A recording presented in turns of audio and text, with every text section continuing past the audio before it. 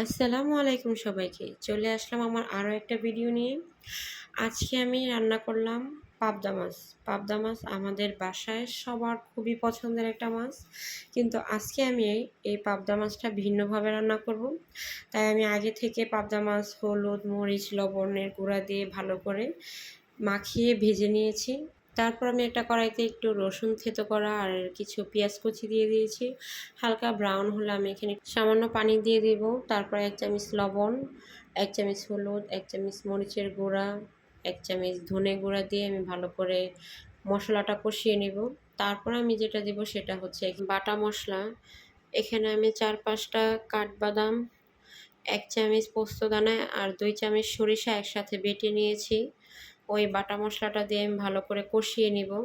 কষানো হয়ে গেলে আমি সামান্য এখানে পানি দিয়ে ভালো করে বলক আনায় নিব। বলক চলে আসলে আমি আস্তে আস্তে ভাজা মাছগুলো দিয়ে দিব।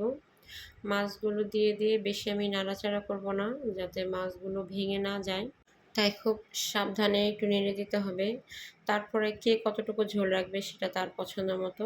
এই তো হয়ে গেছে আমার মাছ রান্না করা। পোস্তদানা সরিষা বাটা দিয়ে পাবদা মাছ কিন্তু দারুণ মজা হয়। আমার ভিডিওটি ভালো লাগলে লাইক কমেন্ট শেয়ার করবেন। আল্লাহ হাফেজ।